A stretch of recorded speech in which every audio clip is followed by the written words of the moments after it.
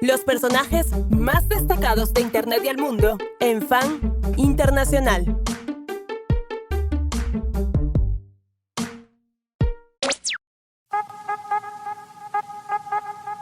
Amigos, ¿cómo les va? Acá los saluda Hernán Panesi, el placer saludarlos a todos ustedes. Esto fue en el programa, por supuesto. Hoy no está llenito porque está en Europa, pero está mi gran amigo Juan Francisco Rucco. ¿Cómo le va? Gran camisa. ¿Cómo va, Hernán? Y para reemplazarlo a Gino tuve que pelar camisani. Siempre tiene buenas camisas. Bueno, vamos a hablar con una leyenda absoluta del mundo de la música. Sí, es un tipo realmente muy, pero muy importante porque ha sido responsable en parte de más de 2000 discos. Hay de todo. Él es un ingeniero de sonido norteamericano. No le gusta que le digan productor, así que no le vamos a decir productor, es ingeniero de sonido, tiene un lugar realmente mítico en la historia de la música, que es el Electrical Audio. Está del otro lado Steve Albini, ¿sí? A quien saludamos, es el responsable de, por ejemplo, para que ustedes sepan, discos de Pixies, discos de Fugazi, de PJ Harvey, tiene bandas él, hizo Utero también de Nirvana y tanto más. Es realmente un placer, es una leyenda, gran jugador de póker también, juega muy bien al póker Steve, y a Steve lo saludamos. Juan, un placerazo. So hi Steve, we are very happy to have you here. Welcome to Fan el Programa, and we're gonna talk about music, about audio, about engineering audio, and also maybe a little bit about poker. Okay, cool. I know something about all of those things.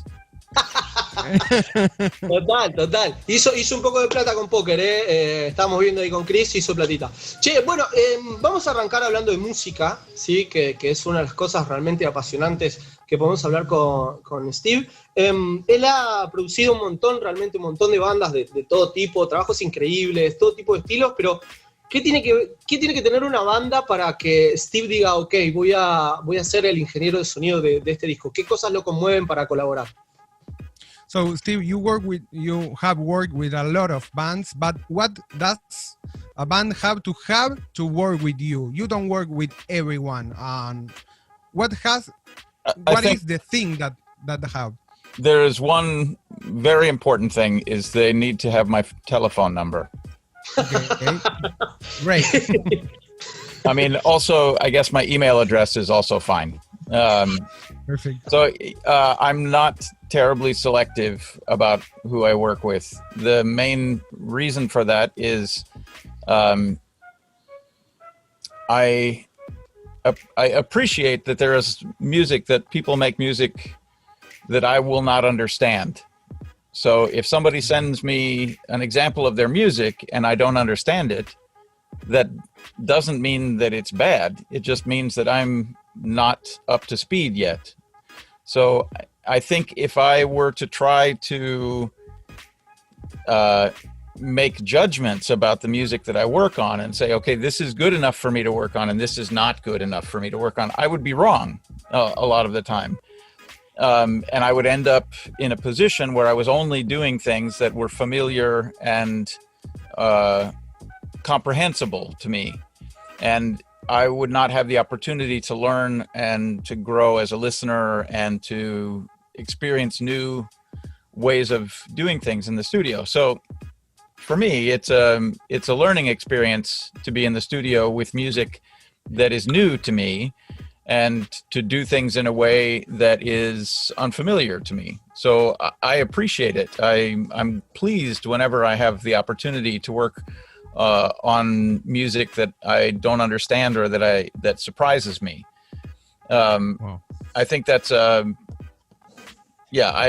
think it's a kind of a professional responsibility on my part to be open to working with basically anybody. If somebody wants me to work on their record and that's a genuine request, well then I'm happy to work on their record, you know. That's great. There are some styles of music where Yeah. It's really unlikely that certain kinds of people are going to contact me to work on their music. There is a lot of music now that's made in a very personal way, like people make music using their own homemade systems and like a hybrid studio that's part recording apparatus and part instrument and part processing. And these can be very personal, very finely tuned systems that people have crafted for their own particular aesthetic and their own particular music. And they can really only work in that one environment with that one setup that they have built for themselves. So it would be counterproductive to insinuate me into that kind of arrangement where you have someone who is comfortable wearing headphones for 9 hours at a time and they're, lost on a journey making their music for themselves. For me to get involved in something like that would be counterproductive because they're already doing it. They're already operating at peak efficiency. But if someone contacts me and says, will you help us with our record? I'm happy to do it, basically. Just a moment, I'm going to shut the phone off here. Yeah, no problem.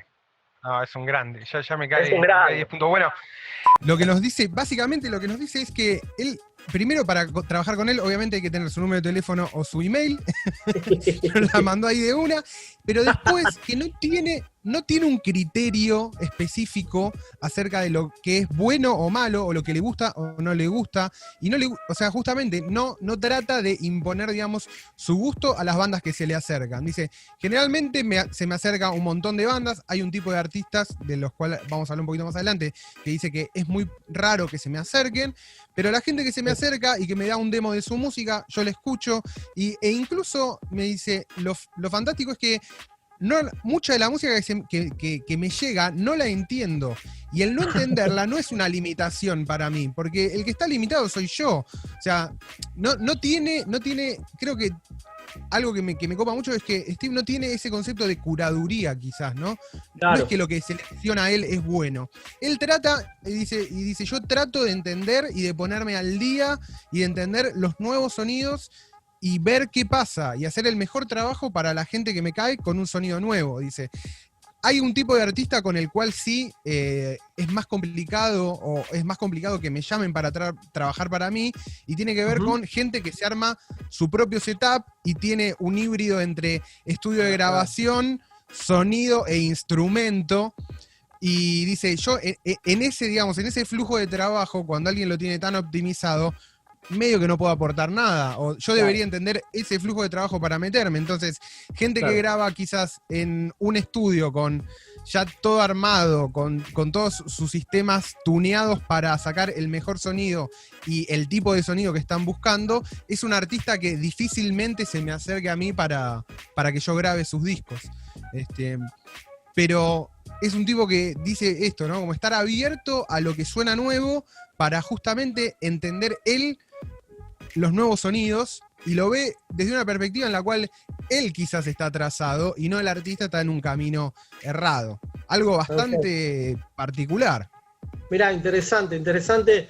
Su experiencia demuestra que es un grande, ¿no? Por más que él se muestra humilde, digo, en esos 2000 discos ha hecho realmente de todo. Pero está bueno la pauta que nos da Steve para hablar un poco del estado de situación también de cómo se graban los discos en la actualidad. En Argentina ahora mucho menos, pero tuvimos una oleada de músicos indies, que ahora tal vez en modelo cuarentena volvió a surgir, que es esta cosa de grabar en casa, ¿no? Como comprarse 2 o 3 fierros y grabar independientemente en casa, siendo él un ingeniero de sonido que está buscando algo, tiene una búsqueda estética y que colabora también con las búsquedas estéticas y sonoras de las bandas. ¿Qué nos puede decir él a propósito de este estado de situación donde se graba mucho homemade, donde hay muchas grabaciones de discos homemade? ¿Qué sensación tiene? Solamente para que él, que es un tipo de experiencia, nos pueda dar un estado de situación. So, Steve, what do you think about the state of the art now that everyone, or maybe here in Argentina, there was a big trend about recording your stuff in your house with your own equipment, but I mean, not just for an aesthetic finding or aesthetic search like an indie style and that stuff, but what do you believe that the studio has to give, or has to the artist, that the artist maybe cannot do in her own house, you know? That's a good question. Like, what is the value of a big studio like this in an era when everyone is forced to stay at home, and also when people have pretty powerful music production tools available, sort of informally? What a big studio like this can offer is acoustic environment for an ensemble to play together. So if you have a performing band, and that band is all used to playing simultaneously, and you want to capture the sound of a group playing, as opposed to capturing individual instrument sounds and then assembling them like a collage, then a studio like this is the perfect place for that. In the current pandemic, there is much more personal music being made. Like, people have kind of withdrawn into their own homes, and they're making music on a smaller scale, using fewer instruments, fewer people, potentially building things in layers, one at a time, by one person or a few people. And I think it's going to be interesting to see what kind of aesthetic develops from this method. But every time there is a shift like this, there is a reaction against that sometime later. So I'll give you an example. In the 1960s, there was a trend toward pop music having more orchestration and more overdubbing, or just a more grandiose aesthetic. Everything from the Beach Boys or Phil Spector or the pop music era in the 1960s made things very grand and very elaborate in arrangement. And then out of that grew an interest in a simplistic, sort of boiled down rock music. That the garage rock and hard rock music was a kind of a reaction against this sophisticated, pretty elaborate pop music. Then as rock music and as hard rock music evolved and became more evolved and more elaborate, then punk rock was a reaction against that. And things like disco music were a reaction against this kind of a macho aesthetic. And then that evolved into a kind of a semi-electronic production period in the 1980s, where you had synthetic drums and synthesizers and more of an electronic element in pop music. And then there was a reaction against that in the 90s, when you had a more interest in a more organic, more live feel to the music. And I don't just mean in rock music, but even singer-songwriter music and all styles of music started to reinvest in the idea of a live performance of everyone playing a song together. And the pandemic is now kind of forcing this homemade aesthetic on a lot of music, where a lot of music is being made using samples and virtual instruments and artificial layers being applied one at a time onto a kind of a framework. Mm-hmm. And potentially, when the pandemic relaxes and people can get together and play in groups again, potentially there will be another evolution there, where live performance and people playing together in a group will be a reaction to that aesthetic. But I'm curious to see how it evolves, and I'm hoping we survive long enough to participate in it. Bueno, Steve nos da medio una clase de cómo funciona la música. Nuestra pregunta era cómo, bueno, la pregunta que hizo Hernán, ¿qué tiene el estudio para aportar de diferente? Y justamente lo que él nos decía es, bueno, si vos estás buscando capturar lo que significa una performance en vivo, una banda tocando en vivo al mismo tiempo, sincrónicamente, todos sus miembros, el estudio es un lugar que te lo da. Dice, a diferencia de una tendencia intensificada claramente por la pandemia, en la cual los artistas tienen menos equipos, menos gente, las bandas menos personas, y se va grabando, como dice él, en capas, ¿no? Capas de instrumentos que se van produciendo en el estudio, y te grabas las violas primero, y después arriba le pones las batas, y arriba le pones una línea de bajo, y así, donde, digamos, hay como un método de producción distinto, y obviamente, mirá qué sencillo que te lo explican los chabones que saben, un método de producción diferente genera estéticas diferentes, y dice, pero esto es algo que viene pasando en la música hace mucho tiempo, y nos da el ejemplo de los 60, dice, en los 60 había llegado a un punto donde el pop tenía como una cosa muy grandilocuente o muy, una estética muy así como casi de orquesta, y pone de ejemplo a los Beach Boys, claro, vos escuchás a los Beach Boys, Phil Spector, y vos escuchás como 200 capas de cosas y muy cargado, y dice, bueno, y la reacción a eso es el rock de garage de los 70, ¿no? Donde tenés 4 monos tocando, más 4 seco. equipos, más seco, y se acabó. Y dice, y como después como reacciona a eso y a esa estética más hard rock y más de macho, tenés el disco, y después el disco evoluciona en los sintetizadores de los 80, y en toda esa música preelectrónica llena de sintes y cosas y detalles, y dice, y después de nuevo en los 90, quizás, dice, no tanto no como en esta antinomia rock y pop, pero en los 90 de nuevo como muy fuerte el hecho de tocar en vivo y las performances en vivo y el show y menos radio quizás o menos video y más como experiencia de gran show y cosa ahí.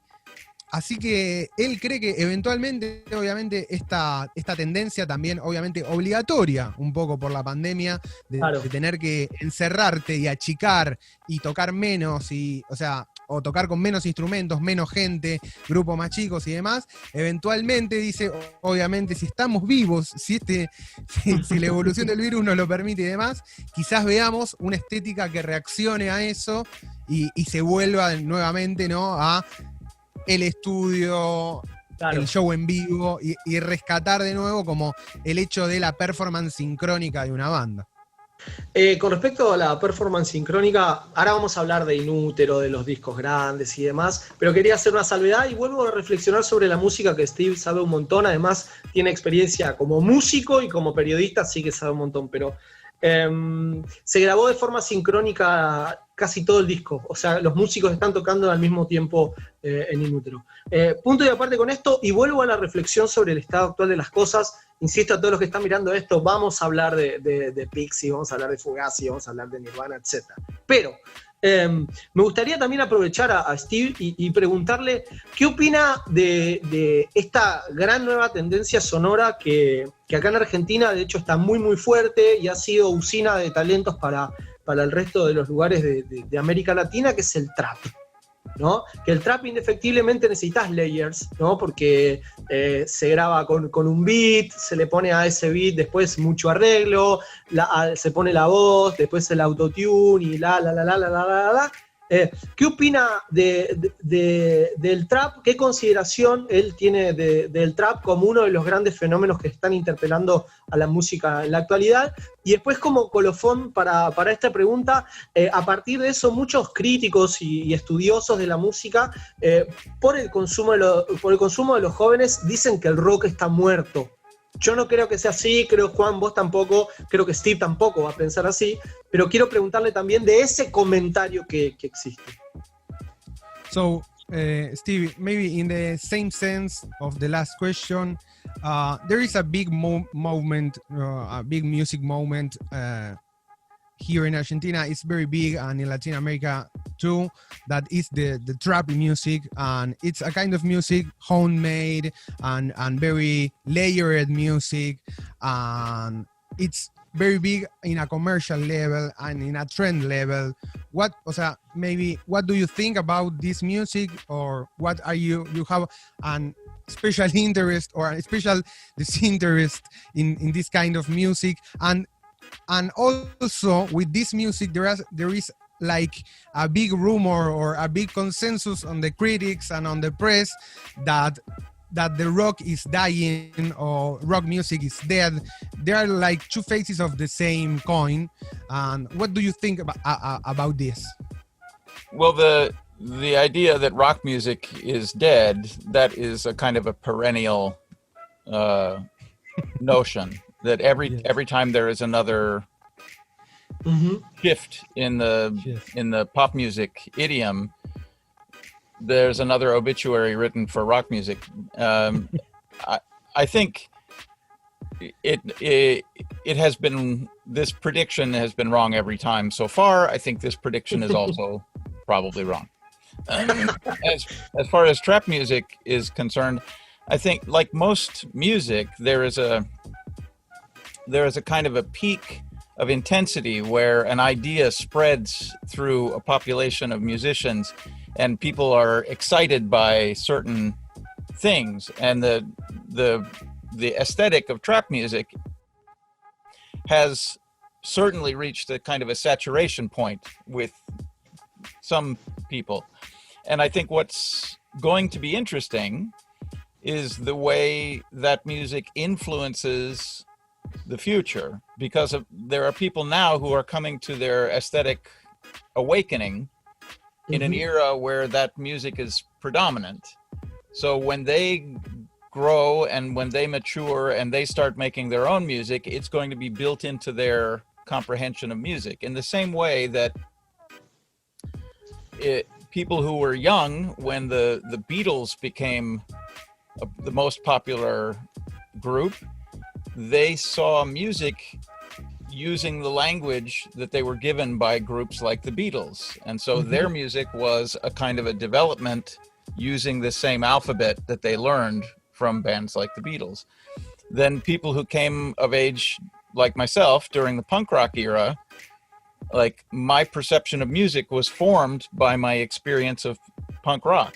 And so everything I've done since then has been not necessarily directly influenced, but informed by the fact that that's where I learned. That's what I learned music, you know? And then the later generations, people who came of age during an era of hip hop and all of the other aesthetic variations that came after that, they have incorporated that language sort of automatically into their own music.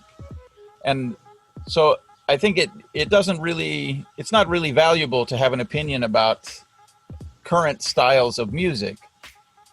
What's valuable is to appreciate that though there are elements from any style of music that can be reinvigorated later by people who have been influenced by them in the moment. So the punk records that I heard in the 1970s that changed my perception of the world, that has been a lingering influence on my aesthetic and on my creative impulse. And then the people who are absorbing this influence now, when they reanimate it themselves in their own music, it's probably not going to sound very much like trap music. But it's potential, there's a potential for some of that aesthetic to develop in a way that gives a new life to itself in 10 or 20 years' time. That's great. That's great. A great answer. Bueno, Steve básicamente lo que nos dice es, primero, cada vez que hubo un shift, un cambio en la música pop y una renovada, quizás una renovada musicalidad, una renovada, digamos, no musicalidad, un renovado éxito en el pop, y el pop vuelve a reinar. Claro, exactamente, cuando la tendencia pop está al tope, obviamente se habla de la muerte del rock, ¿no? Como que la muerte del rock es perenne, nunca se fue, siempre estuvo ahí y siempre se equivocó. El rock nunca murió, ya pasó un montón de veces, es como, chicos, no se preocupen, esto pasó un montón de veces. ya lo vimos un montón de veces. Y después está muy bueno lo que dice, porque él habla de que la música o los estilos de música llegan a un momento donde tienen como un punto máximo de influencia en el resto de los músicos y en la gente que entra a la música en ese momento. Y lo más interesante, dice, es que eso conforma un alfabeto de alguna manera, o un código básico, que después va a quedar completamente imbuido en la personalidad artística de quien se dedica a hacer arte y quien empezó haciendo arte en esa época. Claro, como por pasó eso con él la decía, gente. claro, él decía que él escuchaba punk rock, entonces indefectiblemente su mirada quedó como condicionada, también por eso que él vivió. Totalmente. Dice, yo en los 70, cuando yo a mis 18 años escuchaba punk rock, y el punk rock, si bien yo no me dedico o no hago estrictamente punk rock, es innegable las influencias que el punk rock tuvieron en mi desarrollo estético. Lo mismo dice en los 60, la gente que creció escuchando los Beatles y se creó con ese alfabeto, 10, 20 años después, cuando hizo música, o le tocó hacer música, o le tocó tener el estrellato, era obvio que hablaban el mismo idioma que los Beatles. Porque fue lo que pasó. Entonces, dice, lo que más me interesa a mí es quizás, no la gente que dice, lo que yo pueda decir o no decir del trap en sí como que no importa, o sea, no importa mi opinión acerca del trap. Lo que sí va a estar bueno es ver cómo esta estética que ahora está como muy en auge va a influenciar la música para los próximos 10 o 20 años. Steve Albini hizo de ingeniero de sonido, no quiero decir productor porque realmente a él no le gusta, de un montón de discos realmente importantes, ¿no? Recién afuera del aire hablábamos de SURFER Rosa, ¿no? de Pixies, que es un discazo increíble, de Pod de Breeders, de los trabajos con PJ Harvey, incluso acá en Argentina hizo con Fan People, The Art of Romance y demás. De todo su gran trabajo, que son más de 2000 discos en los que Steve trabajó, ¿tiene alguno que se haya quedado enamorado de ese disco? Y en su reverso, si hay alguno que no lo dejó tan conforme. So, Steve, you have a great work. You work with a lot of bands. You record one of, SURFER Rosa from the Pixies, in Utero from Nirvana. You work with PJ Harvey, The Breeders. Do you have a special disc and special album that you say, for any reason, this album really was great, and you have maybe one that you say this was terrible?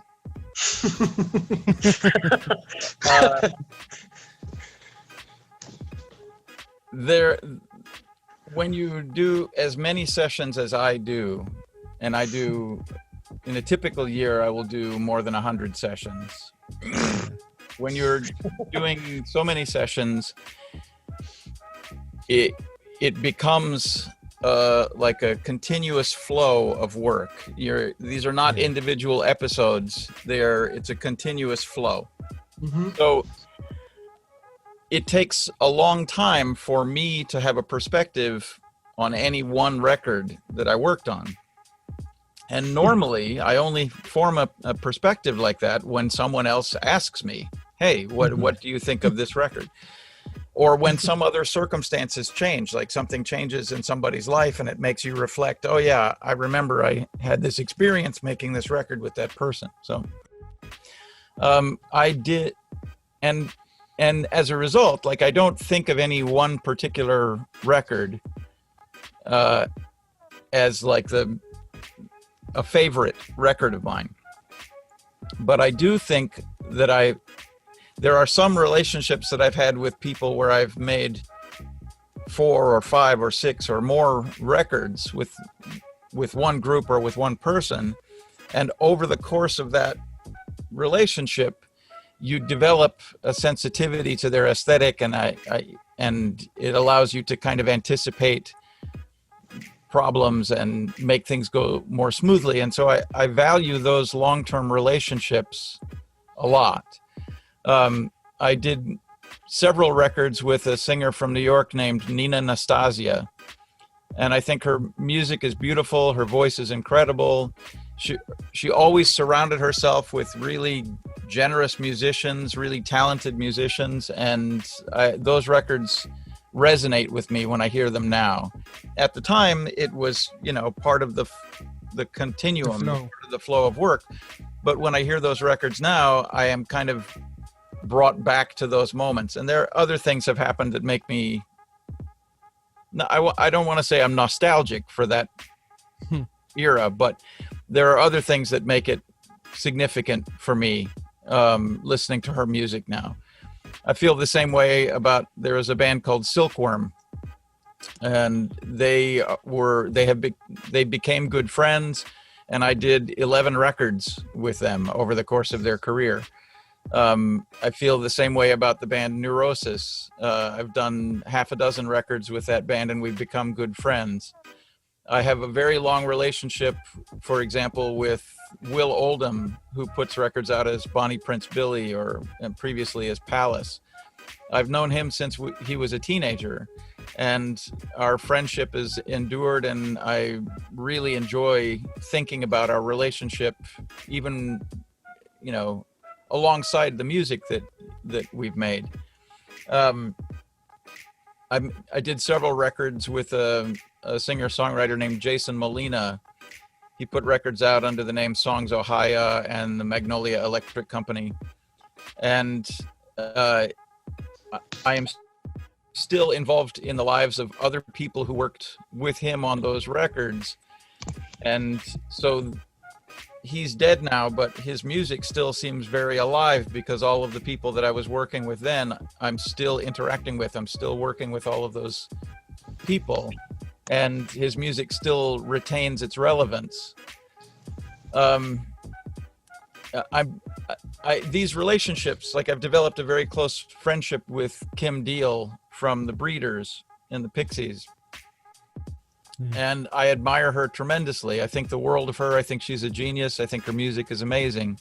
Mm-hmm. But the relationship that I have with her is, to me, is more valuable than the music that I worked on, she made, you know. I've become friends with Ty Segall. I think he's another really remarkable, extremely productive guy, you know, and I feel like his instincts are just being reinforced again and again. It seems like he's always doing the right thing. And that relationship that I have with Ty is more important to me than the records that we've made. I like the records. I think I did a good job. The records came out great. I think he's an astonishing musician, but the relationship with him is what is important to me, more so than the sound of the music, you know. I hope that doesn't sound like I'm dodging the question, but no, it's perfect. It's perfect. And as far as like the real turkey of a record, like I've worked on so many records that just fell completely flat. It's not even worth trying to find a one. There's you sweep the floor and there's just dozens of them, you know. Yeah. Okay. It's perfect. It's perfect. So, bueno, Steve nos da también otra respuesta de maestro. Nos dice: miren, o sea, yo tengo más o menos graba 100 discos al año, o sea, imagínense, eso es casi un disco cada 3 días, literalmente. Y dice, yo vivo en una corriente de trabajo constante, entonces son muy pocas las cosas que me hacen parar. Generalmente es cuando alguien me pregunta, che, ¿qué opinas de este disco? Y ahí es como dice, ok, acá me pongo a elaborar a ver qué pienso yo del disco, o cuando pasa algo, sucede algo con la persona que lo grabó, por ejemplo, muere alguien que grabó, y entonces tiene que pensar acerca de la música y del disco. Y lo que él destaca de manera completamente diferente, más allá de los discos, es las relaciones que termina creando con muchos de los músicos. Dice, y nos nombra artistas como Silkworm, Nina Anastasia, Kim Deal, de Pixies. Bueno, gente con que quizás grabó 11 discos, 6 discos, y dice, gente con la cual yo tengo una relación personal más allá de lo musical, y quizás la relación personal es la que me une a ellos y me hace decir, bueno, loco, esto como que vale la pena, ¿no? Como es la amistad que termina armando, el laburo que termina armando, y después pasa nombra a algunos músicos con los que dice, está en la relación al grabar, qué sé yo, 11 discos, que dice, ya podés, digo, es como que dice, me siento que me anticipo a quizás a problemas que va a tener para grabar el disco, o siento ya la música o su búsqueda estética, puedo resonar tanto con su búsqueda estética y conocer su obra en tal como magnitud o en tal completitud que me da algo completamente nuevo. Digo, imagínate, es una relación con alguien que grabaste 11 discos, o qué sé yo, ¿viste? O con alguien que laburaste 10 años, con un sobre editor. Eso, vos le diste en el clavo cuando le pusiste número más formal a esto de los 100 discos por año. Es un disco cada 3 días. O sea, nosotros escribimos ponerle una nota cada 3 días y nos parece un montón. El chabón es el ingeniero de sonido de un disco cada 3 días. O sea, realmente es bestial y el flow de todo eso debe ser en un momento bueno. Es su trabajo y seguro que advertir cosas que son especiales te debe costar un poco más. Por eso a todos los que nombró, digamos, son todos los alucinantes también, ¿no? Decirle que o sea, está grabando un disco cada 3 días, o sea, lo formal es eso. Sí, en lo formal es tremendo, es tremendo. Y bueno, a mí lo que me impacta es eso, ¿no?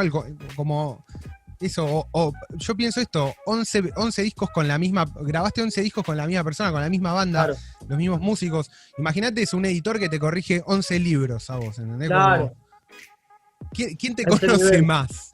Claro. es otro nivel. Y bueno, dice. Para este mundo. Sí, perdón. Y de los discos malos, dice, nada, he grabado tantas porquerías con las cuales podría limpiar el piso que ni me acuerdo. Bien, no se hizo el boludo con la respuesta. Muy bien. Steve Albini, estamos hablando con él. Disfruten esto porque es una masterclass increíble. Estamos hablando con unas grandes leyendas de la música, de todos los discos, además, que nos gustan. Este tipo tuvo mucho que ver. Preguntémosle de paso por un disco. O sea, siempre se vuelve a este disco. Siempre estamos volviendo a Utero. O sea, por razones obvias, ¿no? Nirvana es una de las más grandes bandas en la historia. Ese disco además tiene la particularidad que fue el último álbum de estudio. Entonces, preguntarle cómo fue el mood de ese momento, cómo se grabó en Utero, que está por cumplir 30 años por lo demás, y por eso y por Nirvana mismo siempre está como volviendo. Seguro respondió cientos de miles de veces esto, pero siempre es como increíble escucharlo de primera mano, como ver qué era lo que sucedía ahí, qué magia había, cuál era la conexión, cuál era, digamos, la energía que flotaba en ese momento, cuál era el mood de la grabación de In Utero, estando él ahí tan presente. Y de hecho está la historia de la carta que él escribe, que los hace esperar un poco porque él estaba grabando con Fugaz y tanto más, así que realmente es una historia que está muy estrecha. Pedía que preguntemos por discos en concreto. Vamos a empezar por el obvio, que es In Utero de Nirvana. So, Steve, first a brief commentary about your last answer. You said that you work maybe on 100 records per year. That is 100 sessions a year. So maybe sessions. Okay. Like in terms of how many records are actually released every year, maybe 20 or 30. But okay. Sometimes it takes many sessions to complete a project. So. Perfect. Yeah, because it's an impressive number. I mean, 100. It's maybe it's exhausting. Yes, it's exhausting.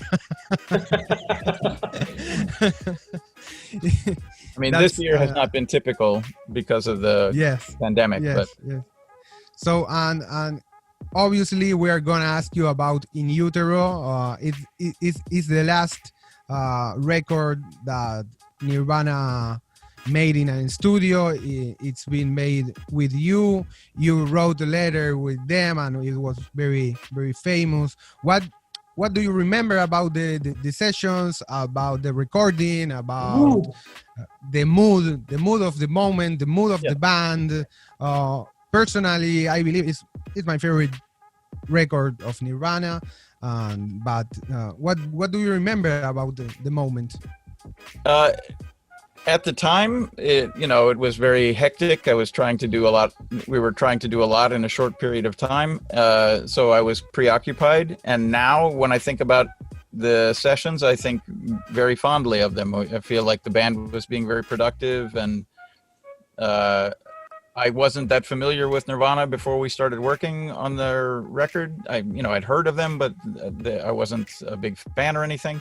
And then I developed a profound respect for them, watching them work, and I came to appreciate their aesthetic a lot more than I did previously. We have maintained a relationship over time, the surviving members, and that's very valuable to me. So yeah, I think very fondly of that record.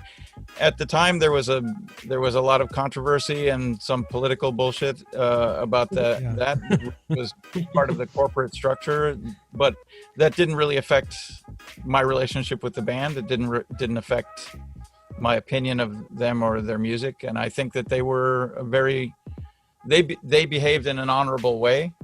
The record that made its way into the stores was precisely the record they wanted to release, and I think that's a testament to them. And then later, when they asked me to work on the anniversary edition, which was a deluxe reissue, I think they did a fantastic job, and they were able to get cooperation from the label to do everything absolutely to the maximum in terms of quality. And I think that shows some respect for their audience and for some respect for the people who are going to buy the record again. It's not just a new cover and a new liner notes or whatever. They actually delivered additional value to the people who were buying the record again. I think that's a testament to them and their respect for the people that love their band. That's great. Bueno, Steve nos dice que por ahí en el momento, ni bien se empezó, fue como muy intenso y hectic es la palabra que usa.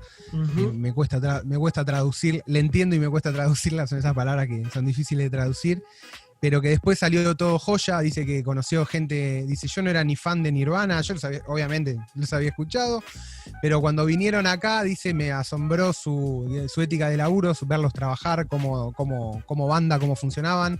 Dice, y entablamos una amistad, dice, obviamente con los miembros sobrevivientes de la banda quedó una muy buena relación. Dice, en el momento hubo muchas idas y vueltas, hubo como quilombos políticos, dice, con la label, con la compañía, dice que con el sello, 2 pulgas los mandó a la mierda Steve, pero después pudieron trabajar perfecto, sin intervención, digamos, de la compañía, ni que rompiera las pelotas ni nada. Y wow. para la edición deluxe, claro, que se hizo después, creo que a los 20 años, me parece, a los 20 años. Volvieron a grabar, dice que ahí la compañía no molestó para nada, que pudieron sacar el laburo al máximo. Para él fue súper respetuoso lo que hizo la banda, tanto con la memoria del disco, así como con su público, porque dice, no fue que sacaron una portada nueva y le hicieron comprar el mismo disco a la gente, sino que realmente aportaron algo de valor nuevo, como que respetando su herencia y dándole algo agregado a los fans, y que lo recuerda como eso, como una gran experiencia. Y bueno, y esto también entabló una relación con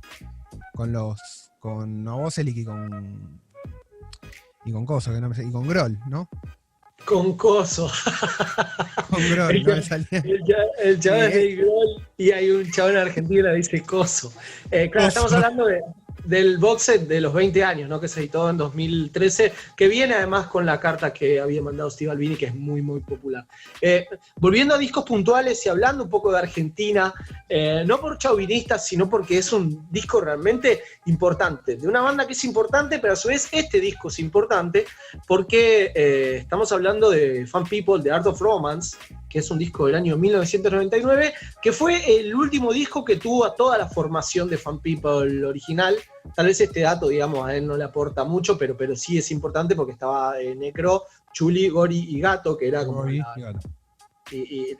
la formación de la banda. ¿Qué recuerda de la grabación? Si es que recuerda algo, claro, después de grabar tantos discos por ahí, no se acuerda, pero ¿qué recuerda de esa experiencia de grabar con Fan People? Y si nos puede decir también, de paso, si hay alguna banda argentina que siempre lo haya cautivado, le haya gustado, llamado la atención, o eventualmente tenga ganas de grabar. So, Steve, as Argentinians, we have to ask you about, if you remember even a little bit about the recording of The Art of Romance, of Fan People, if maybe you remember something about the time that you record that that record, and maybe if you are aware of some new band or some rock band from Argentina that you like, or you have some contact here, or maybe something. Yeah, I'm sorry, I'm not very versed in Argentine rock music, so I don't have any hot tips for anybody.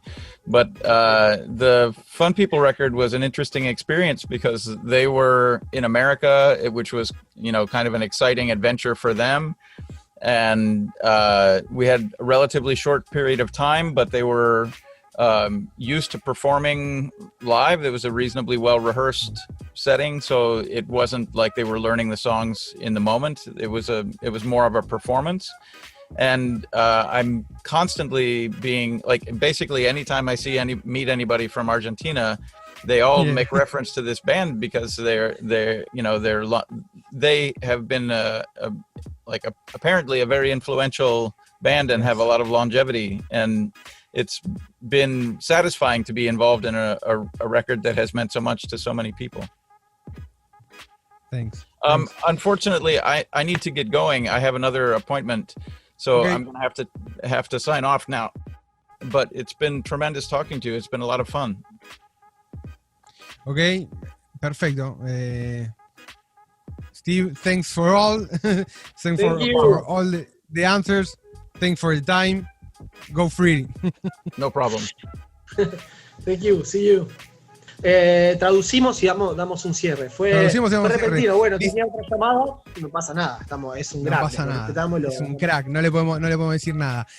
Que justo hablamos nada. 45 minutos igual, Juan. Hablamos largo. Una banda. Y llegamos a preguntarle de Nirvana, preguntamos de Fun People y cerró perfecto. Quería contarle, y lo cuento acá antes de que Juan traduzca, todo esto era un poco para hablar de Los Redondos, porque contó Chuli de Fun People en Twitter, se lo contó alguien por ahí, y Cristian Baral, que es un pesquisador de cosas extrañas, encontró que decía que cuando grabaron con Steve Albini, que estaban grabando The Art of Romance, estaban haciendo tiempo, estaban tipo hangout en un billar, y el chabón pedía que pongan Luzbelito de Los Redondos. Eso es como increíble, ¿no? Como el chabón que fue ingeniero de sonido de Nirvana y de Pixies y de Fugazi, que pida Los Redondos, es como increíble. Bueno, te doy el paso. Me encanta. No, esto que dice, primero nos pide perdón porque no es muy versado en música y en rock argentino, o sea que no tiene ninguna banda nueva o algo para recomendar. Pero después recuerda de Fun People, o sea, dos cosas. Una, que recuerda que dice, la banda, para ellos era toda una aventura estar acá en Estados Unidos, y sin embargo vinieron, tocaron, y dicen que tocaron perfecto, no es que estaban ahí como ensayando las canciones y viendo qué onda, sino que vinieron, hicieron unas performances del carajo, y quedó grabado un discazo, y la segunda cosa que le copó de esa experiencia, o sea, como que tiene una experiencia como un recuerdo copado y de una banda súper profesional, y esto de que le fascina que cada vez que tiene un contacto con algún argentino o con alguien de Argentina, sistemáticamente le nombran de Art of Romance, lo cual a él le hace entender que es una banda que fue recontra influenciada en la Argentina, y le gusta eso, haber formado parte por lo menos de ese espectro. O sea, estar como de alguna manera en la historia de la música argentina por haber grabado ese disco. Y se fue nomás, tenía otro compromiso, le bancamos un montón, lo queremos. Te digo, estaba repasando las preguntas, la que me quedó por hacerle, que podemos hacer un poco de chusmerío ahora antes de cerrar, es que hace poco Elvis Costello había dicho, criticándolo y tirándole shade, ¿no? Porque lo que dijo no es muy simpático. Dice que, a propósito de un disco de PG Harvey, que es Desastre de mí, se llama acá, Rid of Me, como que es el segundo peor productor en la historia, y que ese disco está pésimo producido.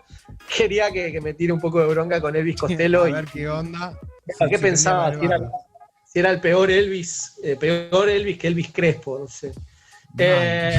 Bueno, a mí un animal. A mí me quedó pendiente una pregunta sobre su relación, por qué esa relación tan intensa con las compañías. O sea, me gusta esto de que me quedé con ganas de preguntarle por qué esa cuestión ahí tan... pero nada.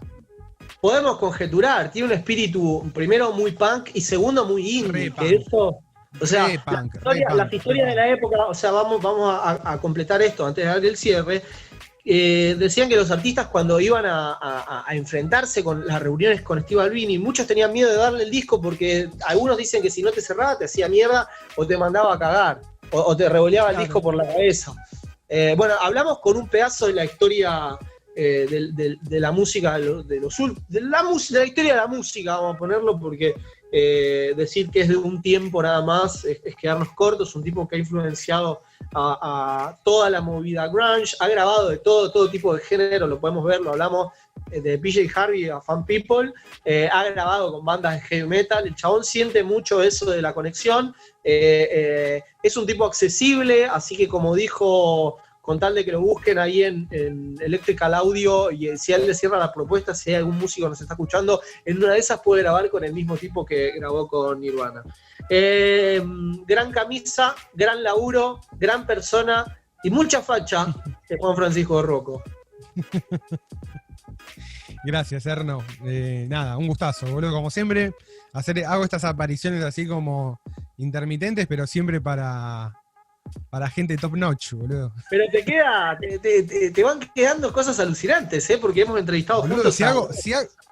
Si voy haciendo como la cadena de las entrevistas que fuimos haciendo, boludo, Tremendo. Me hizo acordar. Sí, Mari Lambert. Steve el Barron. productor de los Steve Barron. Esta entrevista es como, ya te vas dando cuenta que la gente esos tres son muy grosos, boludo, muy grosos. Y te digo, boludo, me dejan como cosas muy grosas a nivel personal, data a nivel personal, de cómo mejorar uno en el laburo, digo, de cómo ser mejor en lo que uno hace, ¿no? Más allá de la entrevista y el contenido, que es un golazo, que la gente lo vea, que se comparta, está buenísimo, pero a nivel personal, boludo, es esto, es poder hablar hablé con el productor de SURFER Rosa, boludo. O sea, ¿de qué Total. ¿Qué estás hablando? Sí, Inútil, boludo. también, Hablando de música, Rosa, Bill Mosley, tremendo. Bill con esa Mosley, energía, boludo, tremendo. Y tantos más. Bueno, Juan, un placerazo. Gracias a Steve Albini vieja, ahí que estuvo muy, muy piola. Este episodio fue producido, como siempre, por Cristian Baral, editado por Nahuel Rodríguez. Juan, un placerazo, la mejor como siempre. Un gustazo, como siempre, vieja. Para cuando sea necesario me chiflan. Muy bien, amigos, soy Hernán Panesi. Pueden bancar a este canal a través del cafecito de fan, en cafecito.app/fan el programa. De 50 pesos pueden bancar este tipo de contenido y seguir abogando para que tengamos estas masterclass con gente alucinante por y para ustedes. Amigos, gracias a Cristian, gracias Juan, gracias Nahue, gracias a todos ustedes, gracias Steve Albini, soy Hernán Panesi. Nos vemos la próxima. Chao. That's all, folks.